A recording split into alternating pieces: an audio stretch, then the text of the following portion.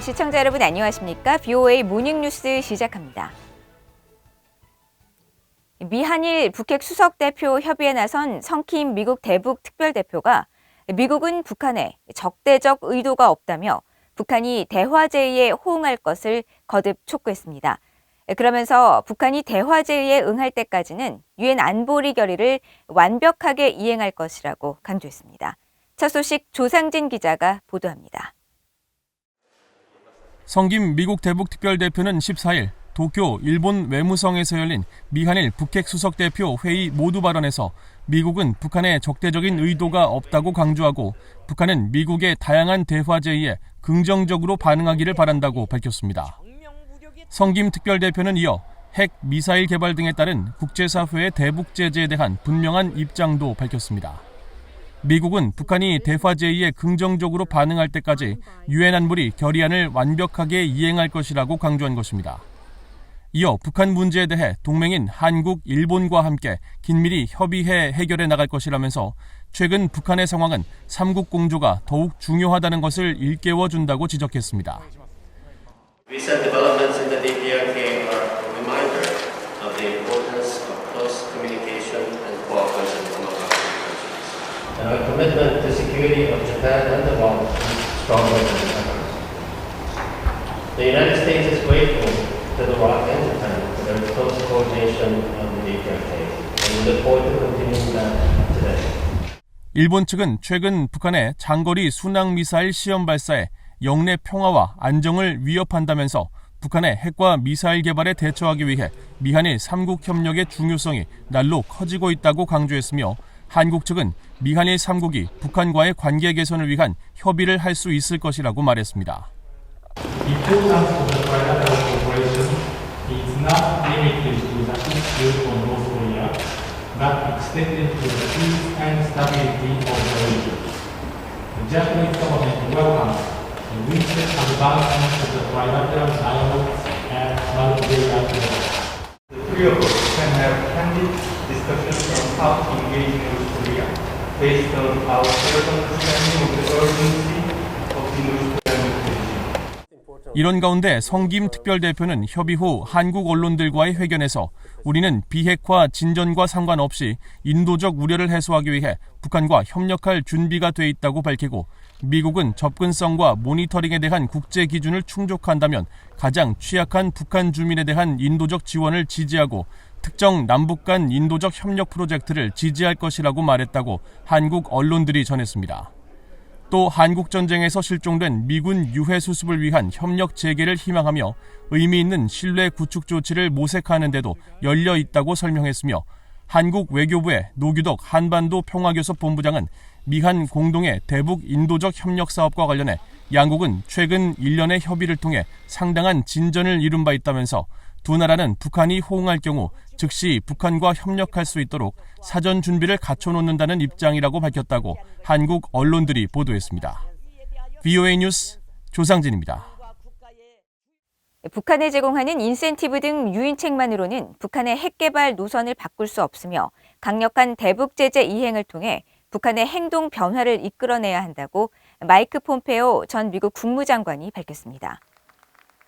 폼페오 전 국무장관은 14일 한국에서 열린 세계 지식 포럼에서 트럼프 행정부의 국무장관으로 북한을 상대한 경험을 소개하면서 북한 같은 체제를 바꾸기에 충분한 유인책이라는 것은 존재하지 않는다고 말했습니다. 그러면서 북한 정권 지도부는 부정부패가 만연해 있고 엘리트 계층은 나름 만족스러운 삶을 누리고 있기 때문에 북한의 핵 개발 노선 변경을 위해서는 대북 제재와 군사적 대응을 통해 현 체제를 유지하기에는 위험 부담이 크다는 사실을 인식시키는 것이 중요하다고 강조했습니다. 폼페오 장관은 또 중국이 대외적으로는 북핵 폐기를 말하면서도 대북 제재 이행을 소홀히 하는 등 겉과 속이 다른 행동을 하면서 대북 제재 이행에 큰 구멍이 생겼다고 비판하고 북한의 가시적 행동 변화를 위해서는 중국이 제재에 적극 참여해야 하며 한국은 중국의 패권 전략을 견제하기 위한 미국과 일본, 인도, 호주의 4자 협의체 쿼드에 참가하는 것을 고려해야 한다고 강조했습니다. 북한의 이딴 미사일 발사는 주민들의 식량을 빼앗는 반인도적 행위에 해당한다고 국제인권단체가 비판했습니다. 미국의 인권 전문가들도 북한 정권이 주민들에게 필요한 자원을 빼돌려 무기 개발에 전용하고 있다며 인권 침해라고 지적했습니다. 김영교 기자가 보도합니다. 미국 뉴욕에 본부를 둔 국제인권단체 휴먼 라이츠 워치는 13일 VOA에 보낸 성명을 통해 북한 당국의 최근 신형 장거리 순항미사일 시험 발사를 비판했습니다. 필 로버트슨 휴먼 라이츠 워치 아시아 담당 부국장은 성명에서 북한의 모든 미사일 시험은 북한 주민들의 식량권을 빼앗는 것이라며 이 같은 행위는 북한 정권의 인권 침해라고 지적했습니다.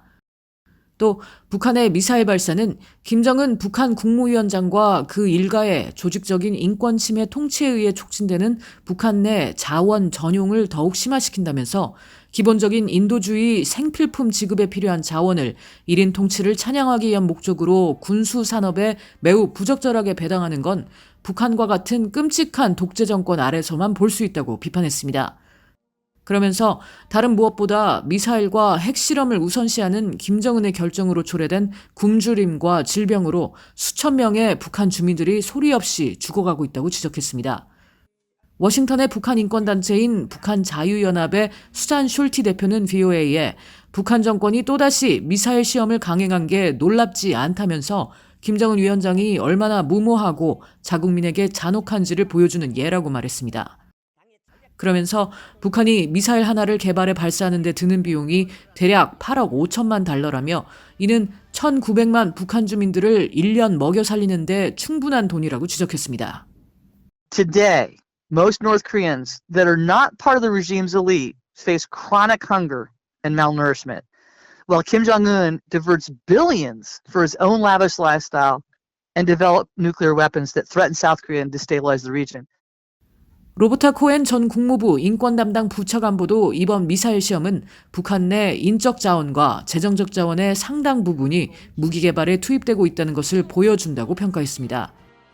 그러면서 북한 당국이 주민들의 생활과 직결된 경제와 농업 부문에 주의를 기울이지 않고 식량 안보와 보건의료, 홍수 등의 자연재해 복구 노력에도 적극적인 의지를 보이지 않고 있다고 지적했습니다. It becomes harder to believe when North Korean officials make statements about their attention to the economy or to agriculture. Kim Jong-un, when he came to power, he said that people no longer have to tighten their belts. But now, clearly, they have to tighten their belts. And one of the reasons for that is the attention being given and the priority to military equipment and to missiles. 코엔 전 부차관보는 북한의 이런 행위는 북한을 도우려는 국제사회와 인도주의 지원단체, 주변국들에게 실망과 좌절을 안기는 행위가 될 것이라고 비판했습니다. VOA 뉴스 김현경입니다. 미국 정부는 북한의 순항미사일 발사가 이웃나라는 물론 국제사회에 대한 위협을 강조한다고 지적했습니다. 그러나 북한과의 외교에는 여전히 열려 있다면서 언제 어디서든 만나자는 미국의 제안도 여전히 유효하다고 강조했습니다. 함지하 기자가 보도합니다. 존 커비 미국 국방부 대변인은 13일 정례 브리핑에서 북한의 순항 미사일 발사 보도를 인지하고 있다며 상황을 계속 주시하겠다고 밝혔습니다. 그러면서도 이번 미사일 발사는 이웃나라 등에 대한 북한의 위협을 강조한다고 지적했습니다. We're going to continue to monitor the situation, and we're absolutely consulting with our allies and partners in the region. I think, without confirming specifics here, the activity itself certainly highlights the DPRK's continuing focus on developing its military program and the threats that it continues to pose to its neighbors and to the international community. 커비 대변인은 이번 발사를 유엔 안보리 결의 위반으로 보느냐는 질문에는 직접적인 답변을 피하면서도 일반적으로 알려진 순항미사일과 탄도미사일의 차이점을 설명했습니다. 탄도미사일과 비교해 순항미사일은 큰 탄두를 탑재할 수는 없지만 정확성은 탄도미사일을 능가한다는 겁니다. 앞서 북한 매체들은 북한 국방과학원이 11일과 12일에 걸쳐 장거리 순항미사일 시험 발사를 성공적으로 진행했다면서 미사일들은 1,500km에 떨어진 표적을 명중했다고 보도했습니다. 이런 가운데 존 하이튼 미국 합참차장은 13일 브루킹스 연구소가 개최한 화상 토론에서 북한 미사일에 대한 방어 역량이 충분하다는 점을 강조했습니다. And it's not that I have concerns over our defenses working against North Korea. I'm very confident with our missile defenses against North Korea. 하이튼 차장은 다만 미국의 미사일 방어력에는 매우 많은 비용을 초래하는 경향이 있다면서 미사일을 방어하는 쪽이 아닌 미사일을 발사하는 적들에게 비용을 부과하는 방어 방식을 고안할 필요가 있다고 지적했습니다. 미국 백악관은 이번 미사일 발사에도 불구하고 대북 외교에 대한 바이든 행정부의 입장은 변하지 않았으며 언제 어디서든 만나자는 미국의 제안도 여전히 유효하다고 밝혔습니다. We remain prepared to engage, see with DPRK toward our objective of the complete denuclearization of the Korean Peninsula. So that hasn't changed. Our policy calls for a calibrated, practical approach that is open to and will explore diplomacy with DPRK to make practical progress that increases the security of the United States, our allies, our deployed forces. 유엔의 스테판 두자릭 대변인은 정례 브리핑에서 북한의 장거리 순항미사일 발사에 대해 외교적 관여가 한반도의 지속 가능한 평화와 완전하고 검증 가능한 비핵화에 이르는 유일한 방법이란 점을 다시 상기시키는 것이라고 말했습니다. 두자릭 대변인은 그러면서 북한의 이 같은 실험은 전반적인 상황에 우려만 가중시킨다며 한반도 긴장에 대한 해법을 찾기 위해서는 외교적 관여가 필요하다는 점을 일깨워준다고 밝혔습니다. BOE 뉴스 함지아입니다. 북한은 유엔 안보리 결의안에 위배되는 대북 제재 회피 노력을 통해 불법 대량 살상 무기와 탄도미사일 프로그램에 계속 자금을 대고 있다고 미국 국무부가 지적했습니다. 국무부 대변인실 관계자는 13일 BOA에 최근 미국의 민간 연구단체인 선진국방연구센터가 보고서를 통해 대북 제재 회피 의심 선박이 대북 제재를 피하기 위해 선박 부정 등록 등 이른바 선박 세탁 수법을 계속 사용하고 있다고 지적한 데 대해 이같이 밝혔습니다.